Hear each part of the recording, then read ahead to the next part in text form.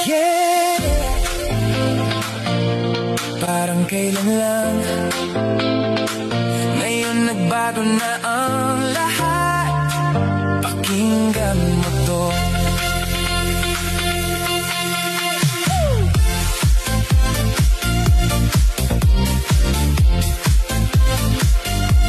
Yeah, parang kailan lang, parang kahapon lang simple ang mundo. Walang iniisip kundi saya at kwento. Mga araw na puno ng kawanan na hindi kayang palitan ng kahit anong yaman. Mga alaala na parang pelikula, paulit-ulit sa isip na bumabalik pa. Mga sandaling akala mo'y hindi lilipas, ngunit ngayon ay bahagi na lang ng nakaraan. Unti-unting nag-iba ang takbo ng buhay, mga responsibilidad dumating sabay-sabay. Mga pangarap na dati malayo pa, ngayon ay hinahabol mo na araw-araw na. Hindi mo napansin ang pagbabago, na ang dati mong mundo'y nag-iba na. Sa bawat segundo na lumilipas, may bahagi ng buhay na nawawala. Ang bilis ng takbo ng oras, parang hangin lang, hindi mo mahahawakan kahit saglit man lang. Sa bawat araw na dumadaan sa'yo, may kwento na hindi na babalik pa ulit.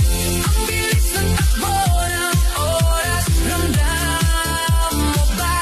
Mga sandaling lumipas, hindi na mababalikan pa. Kaya bawat minuto na nasa harap mo, ingatan mo dahil minsan lang ito. Ngayon may mga plano man ang tinataha, mga pangarap na gustong abutin sa bukas. Mga gabing pagod ngunit tuloy ang laban para sa kinabukasan. Inaasam-asam, mga dating nasama hindi na madalas makita. Abala na sa kanya-kanyang mundo at gawain nila, ngunit sa puso ang ala-ala ay buhay pa, na parang ilaw na hindi kailanman mawawala. Sa bawat hakbang may bagong aral na humuhubog sa iyong pagkatao at asal. Ang oras ay hindi naghihintay kahit kanino, kaya sulitin mo ang bawat segundo. Ang bilis ng takbo ng oras, parang hangin lang, hindi mo mahahawakan kahit saglit man lang. Sa bawat araw na dumadaan sa'yo, may kwento na hindi na babalik pa ulit. Ang bilis ng takbo ng oras, ramdam mo ba? Mga sandaling lumipas at hindi na mababalikan pa.